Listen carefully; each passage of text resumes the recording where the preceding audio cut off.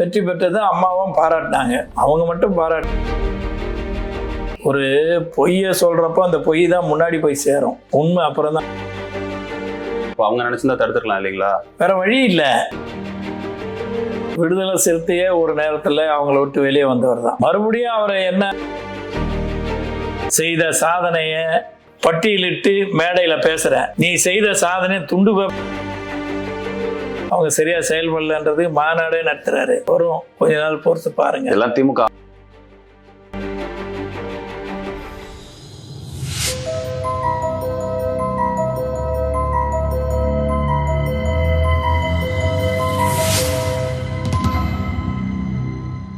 மக்கள் அனைவருக்கும் வணக்கம். இன்றைய அரசியல் களம் நிகழ்ச்சியில் நம்மோடு இணைந்திருப்பவர் பல்லாவரத்தின் முன்னாள் சட்டமன்ற உறுப்பினர் ப தன்சிங் அவர்கள். அவரை வரவேற்போம். வணக்கம். வணக்கம் சார். சார், நீங்க 2011 to 16 இங்க சட்டமன்ற உறுப்பினராக இருக்கீங்க. ஸோ இப்போ உங்களுக்கு இந்த ஏடிஎம்கேல உங்களுக்கு இந்த டைம் சீட்டு கொடுக்கல, அதை பத்தி நீங்க என்ன நினைக்கிறீங்க? இது ஒரு ஜனநாயக கட்சி. யாருக்கு ஒன்னாலும் சீட்டு கொடுக்கலாம், யார் ஒன்னாலும் வெற்றி பெற்று வரலாம். நமக்கு அம்மா கொடுத்தாங்க, நம்பி கொடுத்தாங்க. அவங்க நம்பிக்கைக்கு பாத்திரமா இருந்து மக்களுக்கு என்ன நலத்திட்டங்கள் செய்யணுமோ அதெல்லாம் செய்து கொடுத்தேன். அடுத்தபடி வேற ஒருத்தருக்கு கொடுக்கலான்னு நினைச்சு கொடுத்துட்டாங்க. அதனால நம்ம ஒன்றும் குறை சொல்ல முடியாது. மற்றவங்களுக்கு வாய்ப்பு கொடுத்தாங்கன்னு சொல்றீங்களா எல்லாருக்கும்? ஆமா. அப்படின்னா இது நீங்க ஒரு பட்டியலினத்தை சேர்ந்தவர், இது பொது தொகுதி. பட்டியலினத்தை சேர்ந்தவருக்கு பொது தொகுதியில கொடுக்கறது முறையில் இல்லைங்களா? எப்படி அதை கொடுத்தாங்க? இந்த கட்சியில யார் உழைக்கிறாங்களோ அவங்களுக்காக அந்த கட்சி நிச்சயமா ஒரு வாய்ப்பு கொடுக்கும். அந்த அடிப்படையில் எனக்கு வாய்ப்பு கொடுத்தாங்க. நான் வெற்றி பெற்றேன். வெற்றி பெற்றது அம்மாவும் பாராட்டினாங்க. அவங்க மட்டும் பாராட்டல, எல்லாம் தமிழ்நாட்டில் முழுவதுமே அத்தனை பேரும் பட்டியலினத்தை சேர்ந்தவருக்கு ஒருத்தர் பொது தொகுதியில் கொடுத்தாங்களே, அவங்க கொடுத்ததுக்கே அவர் ஜெயிச்சாரு, ஜெயிக்கவும் வச்சாங்க அம்மா அப்படின்ற மாதிரி எல்லாம் பேசப்பட்டது. இந்த சமூக நீதி இது மாதிரி விஷயம்லாம் திமுக தானே சார் சொல்லுவாங்க. ஸோ உங்க கட்சியில இது சொன்னது இது யாருக்கும் தெரியல இல்லைங்களா? யாரும் அதை பத்தி பேசல. சமூக நீதினு திமுக அவங்க பிரச்சாரம் அதிகம். ஒரு பொய்யை சொல்றப்போ அந்த பொய் தான் முன்னாடி போய் சேரும். உண்மை அப்புறம் தான் வரும். அதெல்லாம் அவங்க பட்டியலினத்து மக்களுக்கு சமூக நீதியை பற்றி நாங்கள் தான் செய்கிறோன்னா என்ன செய்கிறாங்க? இன்றைக்கி பார்த்தீங்கன்னா பத்திரிகையில் பார்த்தீங்கன்னா கூட வலைத்தளங்கள்லாம் வருது. சேகர் பாபு நிற்கிறாரு, மேயர் கொடை பிடிச்சி நிற்கிறாங்க. ஆமாங்க. மேயர் வந்து ஒரு பட்டியலினத்தை சேர்ந்தவங்க. ஓகே. ஆனால் அவங்கள கொடை பிடிக்க மேயர் யாரு? இந்த சென்னைக்கு முதல் பெண்மணி அவங்க தான் தாய் மாதிரி இந்த மாநகரத்துக்கு, சென்னை மாநகரத்துக்கு அவங்களே கொடை பிடிக்க வச்சிருக்கிறாங்க. இப்போ அந்த நிலைமை தான் அந்த கட்சிக்கு. ஆனால் அவங்க என்ன பண்ணுறாங்கன்னா, நாங்கள் சமூக நீதி சமூக நலம் அப்படின்றாங்களே ஒழிய, ஆனால் செயலில் கிடையாது. பேசுவாங்களே ஒழிய செயல்பாடில் கிடையாது. ஓகேங்கய்யா, அவங்க தானே இப்போ மேயர் பிரியாவுக்கு மாநகராட்சியில் மேயர் பதவி கொடுத்தாங்க. இப்போ அவங்க நினைச்சிருந்தா தடுத்துக்கலாம் இல்லைங்களா? வேற வழி இல்லை. அது சட்டம் ஏற்றிட்டாங்க. இந்தந்த இடம் இன்னாருக்கு கொடுக்கணும், ஒதுக்கணும், இந்தந்த பகுதியை இன்னாருக்கு பட்டியலினத்துக்கு ஒதுக்கணும்னு ஒதுக்குனாங்க. குறிப்பாக தாம்பரம் மாநகராட்சியா முதல் மாநகராட்சியா தாம்பரத்தை அறிவிச்சாங்க. இதுலேயும் பட்டியலினத்து பொண்ணுக்கு தான் கொடுக்கணும் அப்படின்ற மாதிரி பெண்மணிக்கு கொடுத்தாங்க. இல்லை, அதை நம்ம குறைன்னு சொல்ல முடியாது. இவங்கன்னு சொல்லலை. அடுத்த முறை யார் வராங்களோ அவங்க அந்த பட்டியலினத்த மக்களுக்கு தான் கொடுப்பாங்க. நீங்க சொல்றபடி பட்டியலின மக்களுக்கு ஏடிஎம்கே தான் அதிக சப்போர்ட் பண்ணுதுன்னா, ஏன் விடுதலை சிறுத்தைகள் கட்சி இன்னமும் திமுக கூட கூட்டணியில் இருக்காங்க? அவங்க கூட ரொம்ப நெருக்கமா வேற இருக்காங்களே. தோழமை சுற்றுறது மட்டும்தான் விசிகாவோட தலைவர் திருமாவளவன் செய்து கொண்டிருக்கிறார். விடுதலை சிறுத்தையே ஒரு நேரத்தில் அவங்கள விட்டு வெளியே வந்தவர் தான். அவங்க கூட்டணியில் இருந்துட்டு அவர் வெளியே வந்தவர் தான். மறுபடியும் அவரை என்ன வகையில் என்ன பேசி கொண்டு போனாங்க, ஒரு ஆசையை காட்டின்றதெல்லாம் சொல்ல முடியாது. ஆனால் தொடர்ந்து அவங்க கூட தானே. ஆனால் அவர் இப்போதான் ஆரம்பிச்சிருக்காரு. அவங்களுடைய நிலைமையை பார்த்து இந்த 3 ஆண்டு காலத்தில் அவங்களோட கூட்டணியிலேருந்து எந்த ஒரு திட்டமும் நிறைவேறல. பட்டியலின மக்களுக்கு எதுவும் செய்யலை. குறிப்பாக நீங்கள் பார்த்தீங்கன்னா அவர் விசிகாவில் எதிர்த்து குரல் கொடுக்க முடியல. திமுகவுக்கு எதிர்த்து குரல் கொடுக்க முடியல. இன்னும் நீங்கள் பார்ப்பீங்க, மலம் கலந்து அந்த தண்ணியை விட்டுருக்காங்க. அந்த பட்டியலின மக்களுக்கு தான் அங்கதான் அந்த கழிவு நீரை கலந்து விட்டாங்க. இது வரைக்கும் அவர் எதிர்த்து குரல் கொடுக்கல. ஆமாங்க ஐயா, அவங்க கூட தானே அது அவங்களோட இருக்கிறாரு. அவங்க எந்த நேரத்தில் என்ன செய்வாங்கன்னு தெரியாது. உங்களுக்கு குறிப்பாக தெரியும். யாராவது எதிர்த்து கேட்டாங்கன்னா அவங்கள உடனடியாக அவங்க மேலே நடவடிக்கை எடுத்து எதையாவது ஒன்று செய்திருவாங்க. அந்த பயம். அவர் திருமாவளவன் குரல் கொடுக்க தயாராக இருக்கிறாரு. என்ன செய்திருவாங்கன்னு ஒரு அச்சம். ஒரு தலைவருக்கே அந்த நிலைமை தமிழ்நாட்டுல இருக்குன்னு சொல்றீங்க. இங்க எல்லாருக்கும் அப்படிதான். நீங்க குறிப்பிட்டு பார்த்தீங்கன்னா ஒரு ஆம்ஸ்ட்ராங் ஏழை எளிய மக்களை வழக்கறிஞர்களா வருஷத்துக்கு 70 பேரை அவர் படிக்க வச்சாரு. ஆனா அவரை உயிரை விட்டாங்களா? இல்ல. அதுக்கு திமுக ஆட்சி என்னங்கய்யா பண்ணும்? ரவுடிசம் இருக்குன்னு. ஆமா, ரவுடிசத்தை ஒடுக்கணும்ல, அதானே ஆட்சி. கட்சின்னா என்ன, அந்த ஆட்சின்னா என்ன? யாரும் எந்த தவறான பாதைக்கு போகாம நேர்மையா நடத்துறது தானே ஆட்சி. இன்னைக்கு இவங்க வந்த பிறகு கொலை கொள்ளை, தினந்தோறும் ஒரு கொலை நடக்குது, தினந்தோறும் ஒரு கொள்ளை நடக்குது. யார் கழுத்துல யார் செயின் மாட்டின்னு போக முடியல, உடனே ஏத்துடுறானுங்க, உடனே குத்திடுறானுங்க, உடனே கஞ்சா வியாபாரம். கஞ்சா தான் இப்போ போதைப் பொருள் தான் அதிகம். இந்த தமிழ்நாட்டில் திமுக ஆட்சி வந்ததுலேருந்து போதைப் பொருள் அதிகமாக இருக்குது. அவரே அதிமுக ஆட்சியில் இந்த அந்த என்ன பான் பராக்குன்னுவாங்களா, அதை மாலையாக போட்டுன்னு வந்து உள்ளே காட்டினவர் தான். சட்டமன்றத்தில் அதெல்லாம் எடுத்துன்னு போகக்கூடாது, சபாநாயகரை மாரி எதுவும் செய்யக்கூடாது. ஆனால் அவர் எடுத்துன்னு போனவர் தான்.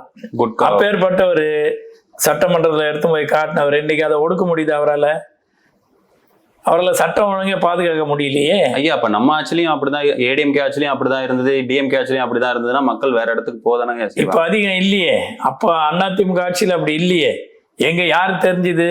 இவர் தான் எடுத்து வந்து காட்டினார ஒழிய மக்கள் யாருமே அந்த மாதிரி வியாபாரம் பண்ண மாதிரியே இல்லையே. போதைப் பொருள் நடமாட்டம் இல்லையே. இப்போ போதைப் பொருள் அதிகம். நீங்க எங்க பார்த்தாலும் ஒரு 10 பசங்க சேர்ந்துக்கிட்டு அந்த அபினை வச்சுக்கிட்டு ஆடின. இப்போ குறிப்பா நீங்க பாத்தீங்கன்னா 2500 கோடி ஒரு நண்பர் கொண்டு வந்து அபினை கடத்தி, அதுவும் தேங்காய் முடியில வச்சு அயல்நாடுக்கு அமைச்சிருக்கிறாரு. கண்டுபிடிக்க முடியல. உளவுத்துறை என்ன பண்ணுது? ஐயா, அதை எதிர்த்து உங்க கட்சி எந்த போராட்டம் நடத்தலைங்களா ஐயா? மக்களை கெடுக்கிற விஷயத்துக்கு நீங்க மக்கள் எதிர்த்து போராடணும். மீடியாக்கள் எதுவும் வெளியே கொண்டு வரல, பத்திரிகைகள் எதுவும் வெளியே சொல்லல. ஆனா அந்த திமுக ஆட்சியை எதிர்த்து யாரும் குரல் கொடுக்க வர்றதுக்கு அச்சம். என்ன செய்வாங்களோ நாளைக்குன்ற பயம். அப்ப நீங்க அவங்க அப்படி தப்பு பண்றாங்க அப்படின்னா நீங்க மக்கள் கூட நிக்கணுங்களா ஐயா? மக்கள் கூட தான் நிக்கிறோம். மக்கள் கூட தான் குரல் கொடுத்துக்கிட்டே இருக்காரு எடப்பாடியார். சட்டமன்றத்திலே பேசுறாரு. 2.5 மணி நேரம் 3 மணி நேரம் இதனுடைய சகாப்தில தான் எடுத்து அவர் சொல்றாரு. ஆனா மைக்கே ஆஃப் பண்றாங்க. ஐயா, அது கொடைநாடு கொலை வழக்கை பத்தி பேசினதுக்கு அவர் சட்டசபை விட்டு வெளில வந்து போராட்டத்துல இறங்கினாரு. மக்களுக்கு அவர் நின்னது கொடைநாடு கொலை வழக்குன்றது அது சம்பந்தப்பட்ட மாதிரி அவங்க ஜோடிக்கிறாங்கன்றது தான் வெளியே வந்தாரு. 2வது இந்த நாட்டினுடைய அராஜகங்களையும் போதைப் பொருளை பத்தியும் பேசுறத வெளியிடவே இல்லை. அவர் பேசுறத கட் பண்றாங்க. 2.5 மணி நேரம் பேசுறாரு. ஒரு எதிர்கட்சி தலைவர் பேசுறத வெளியிடணுமா இல்லையா? வெளியிடுறது இல்லை. அதுக்காகவே எதிர்த்து வெளியே வர்றாரு. அதுக்காக உண்ணாவிரதம் உட்காடுறாரு. அது அவர் பேசுறத வெளியிடலன்னு சொல்லி அவங்க போராட்டம் பண்றாங்க. ஐயா, மக்களுக்கு இப்போ கள்ளக்குறிச்சியில இறந்து போனாங்கல்ல, அதுக்கு என்ன போராட்டம் பண்ணாங்க? அதுவும் பண்ணமே. இப்போ மாவட்டம் தோறும் பண்ணாரு.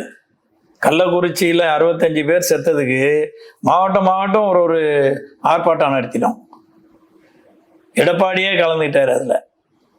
அப்படிலாம் இருந்தப்ப கூட அதெல்லாம் வெளியே வரல, மக்கள் மத்தியில போய் சேரல. இப்போ ஊடகங்களும் திமுகவோட கைப்பாவே. ஆமா, எல்லாத்தையும் வாங்கிட்டாங்க ஊடகங்கள் எல்லாமே. அவர் அந்த தயாநிதி மாறன் அவர் கைக்குள்ள இருக்குது. ஐயா, அவங்க வேற குடும்பம், இவங்க வேற குடும்பம் இல்லைங்களா? அதான் ஒரு முறை சொல்லி தயாநிதி மாறன் வந்து திமுகவுக்கு 10% தான் இருக்குதுன்னு தான் தினகரன் பத்திரிகை ஆபீஸ் அடிச்சு நொறுக்கலையா? அது மறந்துருப்பாரா அவரு? அது பண்ணாங்க தான். நாங்க என்ன தாழ்த்தப்பட்டவர்களான்னு கேட்டாங்க தான். பார்லிமெண்ட் அன்பார்லிமெண்ட் வேர்டும் யூஸ் பண்ணாங்க தான். பட் ஆனாலும் மக்கள் அவங்களுக்கு தானே ஓட்டு போடுறாங்க. அப்ப நம்ம சைடுல ஏதோ குறை இருக்குன்னு தானே அர்த்தம். மக்கள் வந்து ஓட்டு போட்டதுன்னா கூட்டணி எல்லாம் ஒன்னா சேர்ந்தாங்க. ஒண்ணு, தமிழ்நாட்டில் வந்து 5 வருஷத்துக்கு அப்புறம் ஒரு ஆட்சி இருக்காது. இது தமிழ்நாட்டினுடைய வரலாறு. ஆனா எம்ஜிஆர் 3 முறை இருந்திருக்காரு. புரட்சி தலைவர் எம்ஜிஆர் தான் அது 3 முறை அந்த ஆட்சி அமைச்சார். அதுக்கப்புறம் அம்மா வந்து 2011 2021 வரைக்கும் அம்மா ஆட்சி அமைச்சாங்க. 2021 அப்புறம் 5 வருஷம் இப்போ இவங்க இருக்கிறாங்க. வரட்டும் 26. அப்ப பாருங்க, 5 வருஷத்துக்கு தான் ஒரு ஆட்சி இருக்கும். ஆனா 10 வருஷத்துக்கு இருக்கும்ன்றதெல்லாம் தவறான கணக்கு, தப்பான கணக்கு. அந்த கணக்கு சரியான கணக்கு இருக்காது. அப்போ நீங்க சொல்ற மாதிரி பார்த்தா டிஎம்கேவோட கூட்டணி ரொம்ப ஸ்ட்ராங்கா இருக்காங்க. ஸோ உங்களோட கூட்டணி 24ல உங்க தலைமைச் செயலாளர் தான் அதை முறியடிச்சாங்க. அதை ஏன் முறியடிச்சாங்க ஐயா? அதாவது பிஜேபி கவர்மெண்ட் வந்து ஆரம்பத்துல இருந்தே அவங்க நல்லா இருப்பாங்கன்னு நினைச்சோம், எதிர்பார்த்தோம்.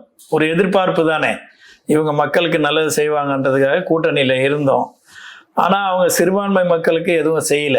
அது வந்து ஒரு பணக்கார முதலாளிகளுக்கு தான் அவங்களுடைய ஆட்சி போய்கிட்டு இருக்குது. அதனால அவரை விட்டு விலகி வந்தாச்சு. வந்த பிறகு தனித்தே நிற்போம். அம்மா எடுத்தாங்கல்ல முடிவு, தனித்து நின்று ஜெயிச்சு காட்டினாங்க. அதே மாதிரி எடப்பாடியும் வெற்றி பெற்று காட்டுவார். எல்லாரும் அம்மா இல்லைங்களா ஐயா?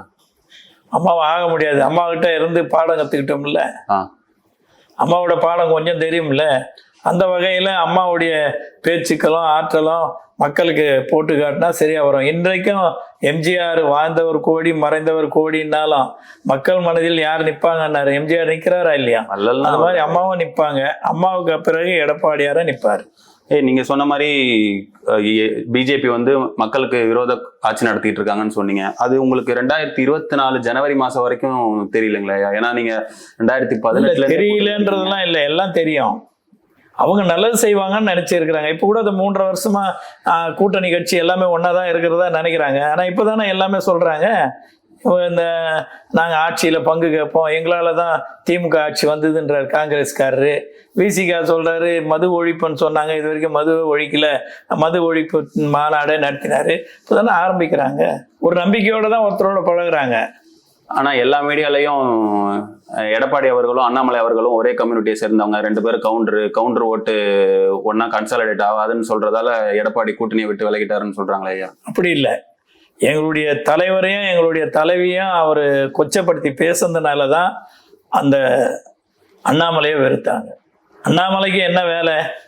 ஒரு கூட்டணி கட்சியில் இருக்கிறோன்னா என்ன, கூட்டணியுடைய கொள்கை என்ன, நம்மளோட இருக்கிறவங்கள கூட்டணி தர்மம்னா என்ன, அதை பார்க்கணும். அதை விட்டுட்டு புரட்சி தலைவர் ஊழல் பண்ணாரு, புரட்சி தலைவர் ஊழல் பண்ணிட்டு ஜெயிலுக்கு போனாரு அப்படின்னு பேசினா யாருன்னா பார்த்துன்னு இருப்பாங்க? உங்களை பற்றி என்னை பற்றி பேசினா பரவாயில்ல. ஆனால் இந்த நாட்டினுடைய முதலமைச்சராக இருந்த புரட்சி தலைவர் அவர் இருக்கிற வரைக்கும் எந்த கட்சியும் சட்டமன்றத்தில் அதிகாரத்தோடு வந்தது இல்லை. அதே மாதிரி அம்மா இருந்த வரைக்கும் மக்களுக்காக செய்தாங்க, மக்களுக்காகவே நான்னாங்க. அதனால் அவங்க அதே மாதிரி நடந்தாங்க. அம்மா இருக்கிறப்போ எதிர்கட்சியாக கூட வர முடியல, திமுகவில் எதிர்கட்சியாக வர முடியல. விஜயகாந்த் தேமுதிக தான் சட்டமன்றத்தில் எதிர்கட்சியாக உட்காந்துருது. அம்மாவோட ராஜதந்திரம். அதான் அது மாதிரி தான் இது. இப்போ அவர் அம்மாவோட சீடனுங்க இல்லையா, மாணவனுங்க. அம்மா என்ன சொல்லி கொடுத்தாங்களோ அதை செய்வோம்.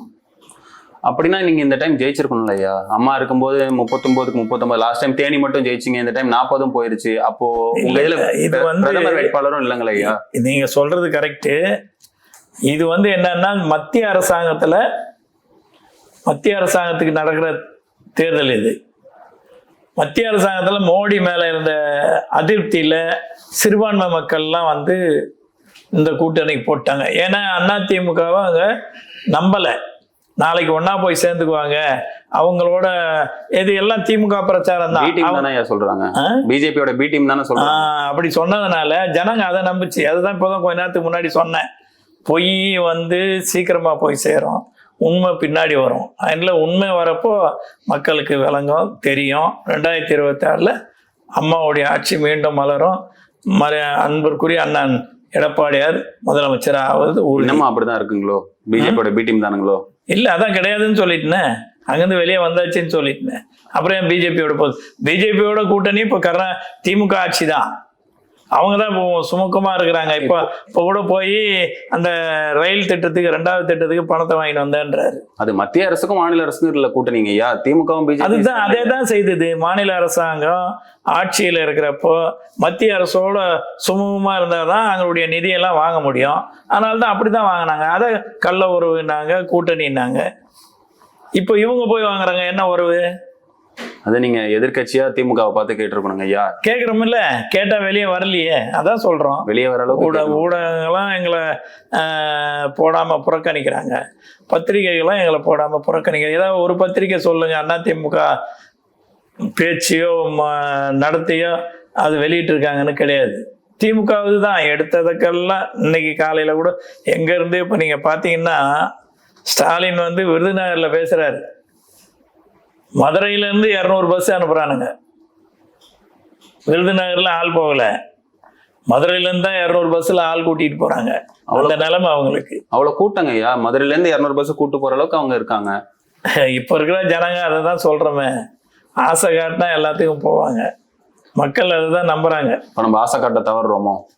நம்ம ஆசை காட்டல, இன்னும் செய்வாங்க. என்னெல்லாம் செய்யலான்றத நம்ம வந்து சொல்லுவோம், செய்வோம். சொன்னதையே செய்து காட்டி 520 வாக்குறுதி கொடுத்து 90% முடிச்சிட்டாங்களே ஐயா. எல்லாம் தான் சொல்றாங்க. இப்போ கூட 4000 கோடிக்கு சென்னையில கால்வாய் கட்டினேன்னு சொன்னாங்க. கட்டிட்டாங்களா? 20% மழை பெய்ஞ்சா கூட, 20 சென்டிமீட்டர் மழை பெய்ஞ்சா கூட 97% தண்ணி நிற்காதுன்னாங்க. ஒரு நாள்லயே குளத்தூர் இப்போ நாரி போச்சு இல்லை? ஒரே நாள் மழை, அதிகமான மழை இல்லை. அதையே என்ன பண்ணிட்டாங்க, 36 சென்டிமீட்டர் மழை பெய்ஞ்சதுன்ட்டாங்க. 36 சென்டிமீட்டர் மழை பெய்ஞ்சது உண்மையா? இப்ப எதிர்கட்சி தலைவரா நீங்க அங்க போய் நின்று இருக்கணும்ல, உங்க தலைவர் அங்க போய் நின்று இருக்கணும்ல. குளத்தூர் தொகுதியில ஸ்டாலினோட தொகுதி தான். போனாரு, போய் அங்க நலத்திட்டங்கள்லாம் உதவி பண்ணாரு. குளத்தூர் தொகுதிக்கு போய் பண்ணாரு. உங்க நியூஸ் சேனல்ல கூட நான் அப்படி வந்து பாக்குற மாதிரி இல்லையா? போட்டாங்க, கொடுத்தாங்க. அப்படிங்களா? கொடுத்தாங்க. எல்லாம் வட சென்னை பூரா போய் வந்தாரு, எல்லா இடமும் போனாரு.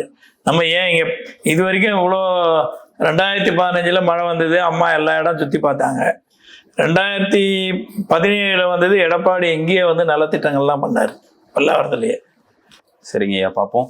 3.5 ஆண்டுகளாக திமுகவோட ஆட்சி எப்படி இருக்குன்னு நினைக்கிறீங்கய்யா? 520 வாக்குல இப்போ நீங்க தான் சொன்னீங்க சொல்றாங்க. அவங்க 10% கூட நிறைவேற்றல. நேற்று கூட புரட்சி தமிழர் சவால் விட்டுருக்காரு. நான் 4.5 ஆண்டு காலத்துல செய்த சாதனைய பட்டியலிட்டு மேடையில பேசுறேன், நீ செய்த சாதனை துண்டு பேப்பர் இல்லாம படிடா பாப்போன்னு தான் கேட்கிறாரு. ஐயா, அதெல்லாம் தனிப்பட்ட விமர்சனம். தனிப்பட்ட விமர்சனம் இல்ல, அறிக்கையா விடுறாரு, பேசுறாரு. தனிப்பட்டது இல்ல அது. ஐயா, அவங்க இப்ப மகளிருக்கு இலவச பேருந்து கொடுத்துருக்காங்க, மகளிருக்கு 1000 ரூபாய் பணம் கொடுக்குறாங்க. அம்மாவும் கொடுத்தாங்களே, அம்மாவும் கொடுத்தாங்க 1000 ரூபாய். மகளிருக்கு பஸ் கொடுத்தாங்க சென்னையை ஒட்டி. அதே மாதிரி எடப்பாடியார் வந்து தேர்தல் வாக்குறுதியில் நான் உங்களுக்கு அம்மா கொண்டு வந்த திட்டங்களை அத்தனையும் உங்களுக்கு நிறைவேற்றினாரு. இவங்க என்னமோ ஆசையை காட்டினாங்க, 1500 ரூபான்றத 2000 ரூபா கொடுப்போன்னு கூட சொல்லுவாங்க. அதை நம்பி வாக்களிச்சுட்டாங்க. இப்போ படுறாங்கல்ல, படாத பாடுபடுறாங்க. கொடுக்குறாங்களே ஐயா, அவங்க கட்சிக்காருக்கு தான் கொடுக்குறாங்க, யாருக்கு பொதுமக்களுக்கு யாருக்கும் கொடுக்கலையே. அவங்களுடைய கட்சியிலேருந்து தேர்ந்தெடுத்து அவங்களுடைய மகளிருக்கு தான் கொடுக்குறாங்க. பொதுமக்கள் வேணவங்க யாரும் வாங்கல. இப்போ விஜய் அரசியலுக்கு வந்திருக்காரு, நடிகர் விஜய் அவர்கள் அரசியல் வந்திருக்காரு. அவர் வருகையை பத்தி என்ன நினைக்கிறீங்க? ஏன்னா அவர் அடுத்த எம்ஜிஆர்னு சொல்றாரு. உங்க கட்சியில இருந்து ஓட்டு பிரிய சான்ஸ் இருக்கு. அண்ட் உங்க கட்சியில மட்டும்தான் இளைஞர்கள் பட்டாலும் கம்மி. ஏன்னா திமுகல உதயநிதி ஸ்டாலின் வந்துட்டாரு, பிஜேபியில அண்ணாமலை இருக்காரு, தாவேக்காவுக்கு விஜய் வந்துட்டாரு, நாம் தமிழருக்கு சீமான் இருக்காரு. நம்ம கட்சியில மட்டும்தான் இளைஞர்கள் அடுத்த ஜென்ரேஷனுக்கே இல்லை. இளைஞர்கள் அடுத்த ஜென்ரேஷன் இல்லையா, இல்ல முதியவர்கள் வழி கொடுக்க மாட்டாங்களா? திமுகவில் உதயநிதி ஸ்டாலின் வந்துட்டாரு, சரி. அந்த கட்சியில வேற யாரும் இளைஞரே இல்லையா? அட்லீஸ்ட் வந்திருக்காங்களே, யாராவது வந்திருக்காங்கன்னா அவர் குடும்பத்துல தானே கொடுத்துருக்காரு. அவர் குடும்பத்துல இருக்கிறவ இளைஞர்னு சொல்றாரு, சரியா? ஆனா அவர் குடும்பத்துல உள்ளதான் ஒரு இளைஞர்னு வெளியில ஆளுக்கு கொடுக்க மாட்டாரு, அது கொடுக்கும் அவங்களுக்கு விருப்பம் இருக்காது. ஆனா இப்ப விஜய் வந்துட்டாருன்னா அந்த மாதிரி இப்ப எடப்பாடியார் மட்டும் என்ன, அவருக்கு சின்ன வயசு இல்லையா? அவரும் தானே சின்ன வயசு. எடப்பாடியாரையும் விஜயையும் ஒப்பிட்டு பார்க்க முடியாது. அரசியல்ன்றது இன்னும் நாங்கள்லாம் வந்து 72லேருந்து இருக்கிறோம். இன்னும் அரசியல் இன்னும் எவ்வளோ தெரிஞ்சிக்க வேண்டியது இருக்குது, சரியா? விஜய் வந்துட்டாருன்னா நம்ம வரவேற்கிறோம். அது இன்னும் அவருக்கு கொஞ்சம் அதிகமான விவரம் தெரியலாம். நம்மளை விட சினிமாவில் நடித்தவர், சினிமாவில் இந்த நாட்டுடைய மக்களுக்கு நல்லது செய்கிற மாதிரி நடித்தவர். அதனால அவருக்கு எல்லாம் செய்யலாம், தெரியலான்னு நினைக்கலாம். ஆனால் வந்த பிறகுதான் சில கஷ்டங்கள் எல்லாம் தெரியும். அரசு இவர் தான் வாக்குறுதிகளை நிறைய கொடுத்தாரு, அள்ளி கொடுத்தாரு கருணாநிதி. ஆண்டுக்கு 2 முறை தமிழ்நாட்டினுடைய நிதிநிலையை படிப்பாங்க. ஒரு 5 வருஷம் முதலமைச்சர், 5 வருஷம் துணை முதலமைச்சராக இருந்தார், 5 வருஷம் சட்டமன்ற உறுப்பினராக இருந்தார். இவரே தெரியாம தானே, நிதி நிலையை தெரியாம தானே எல்லாத்தையும் அள்ளி வீசிட்டாரு. இப்போ என்ன நிதி நிலையம், இப்போ என்னாச்சு, மாநகராட்சியோட உள்ளாட்சியில் ஊராட்சிகள்லாம் சேர்ப்பாரு. இப்போ நிதிநிலை இல்லை, அதனால சேர்க்க மாட்டேன்றாரு. ஆமாங்க ஐயா, நம்ம இப்போ டைவர்ட் ஆகிட்டோம்னு நினைக்கிறேன். விஜய்க்கு வருவோம். இப்போ ஏடிஎம்கே விஜய் கூட கூட்டணி வைக்க போறதா சொல்றாங்க. அது தேர்தல் வரப்போ இருக்கும், யார் வந்தாலும் தலைமை விஜய் தலைமையில கூட்டணி போகுமா? அப்படி போகாது. அதிமுக தான் பெரிய கட்சி. அதிமுக தலைமை யார் ஏற்றுக்கின்னு வராங்களோ அவங்க தலைமையில், அதிமுக தலைமையில் அவங்க சேருவாங்க. அப்போ நாடாளுமன்றத்துல பிஜேபி உங்க தலைமையில தானே ஏத்து வந்திருக்கும். அதை தான் சொல்லிட்டேன். அது வந்து ஒரு பண முதலாளிகளுக்கு உடந்தையா இருந்துகிட்டு இருக்காங்க, அதனால வெளியே வந்தோம்னு சொல்றோமே. அது இல்லாம வந்து அவர் அண்ணாமலை வேற எங்க தலைவர்களை கொச்சப்படுத்தி பேசுறதுனால தான் வெளியே வந்தோம்னு சொல்றோமே. 2026ல நீங்க ஆட்சிக்கு வந்துருவீங்கன்னு நினைக்கிறீங்களா ஐயா? நிச்சயமா. அப்படிங்களா? மக்கள் விழிப்புணர்வு வந்துருச்சு, கொஞ்சம் கொஞ்சமா வந்துட்டு இருக்குது. முழுமையா வந்துடும் இன்னும் 1.5 வருஷத்துல. எப்படி அவங்க கிட்ட அலைன்ஸ் அவ்வளவு ஸ்ட்ராங்கா இருக்கு? நம்ம கிட்ட அலைன்ஸ்ல தான் இப்பதான் சொன்னேனே, தேமுதிகவை தவிர யாரும். செல்வ பெருந்தகை இப்பதான் ஆட்சியில பங்கு கேட்கிறாரு. விடுதலை சிறுத்தை இப்பதான் மது ஒழிப்பு திட்டத்துக்கு அவங்க சரியா செயல்படலன்றது மாநாடே நடத்துறாரு. வரும், கொஞ்ச நாள் பொறுத்து பாருங்க. எல்லாம் திமுக ஆஃப் பண்ணிடுவாங்களா ஐயா? ஈஸியா ஆஃப் பண்ணிடுவாங்க. இப்போ ஆஃப் பண்ணுவாங்கன்னா எப்படி ஆஃப் பண்ணுவாங்கன்றீங்க? எப்படி வேணாலும் ஆஃப் பண்ணலாங்க ஐயா. அது எப்படின்னா ஆஃப் பண்ணலாம், அந்த வழி நமக்கும் தெரியும் கொண்டு வர்றதுக்கு. அவங்களுக்கு என்ன வழி தெரியுமோ அதை விட கூடுதலான வழி எடப்பாடியார் வச்சிருப்பாரு. நீங்க அப்படி சொல்றீங்க. ஆனா ஓட்டு ஸ்பிரிட்டு இப்போ எதிர்கட்சியா நம்ம நாலு முனை போற்றி இருக்க போது, இப்போ நீங்க இப்போ விஜய் கட்சியில யாரு இருக்காங்க? எத்தனை வயசுக்குள்ள இருக்கிற பிள்ளைங்க இருக்காங்க? சின்ன பசங்க எல்லாம் பிலோ 40. சின்ன பசங்க பிலோ 40-யா? அவங்க தானே உள்ள இருக்காங்க. இப்ப அந்த மாநாடு பாத்தீங்களா, 3 லட்சம் பேர் அவர் கூட்டி காட்டிட்டாரு. அவங்க யாருக்கு ஓட்டு போட்டாங்க போன முறை? திமுகவுக்கு, ஏடிஎம்கேவுக்கு, நாம் தமிழ். ஏடிஎம்கேவுக்கு போட்டுருக்க மாட்டாங்க. அடுத்த எம்ஜிஆர்னு சொல்றாரு, உங்க ஓட்ட இப்போ சொல்றாரு. அப்ப சொல்லலையே விஜய், அப்ப சொல்லல, இப்போ சொல்றாரு. ஆனா டிஎம்கேல இருந்தவங்க, நாம் தமிழர்ல இருந்தவங்க தான் விஜய்க்கு போறாங்க. அதிமுககாரங்க போகல, அப்படியே தான் இருக்காங்க. அதிமுகவில் இருக்கிறவங்க அப்படியே தான் இருக்காங்க. ஒன்று. ரெண்டாவது, 2016 ஓட்டு போட்டவங்களுக்கு அன்னைக்கு வந்து இப்போ இன்னைக்கு 40 வயசுன்னா 10 வருஷம் ஆச்சா? அப்பா 8 வருஷம் ஆச்சு. 8 வருஷத்துக்கு முன்னாடி அவருக்கு 32 வயசு இல்லையா?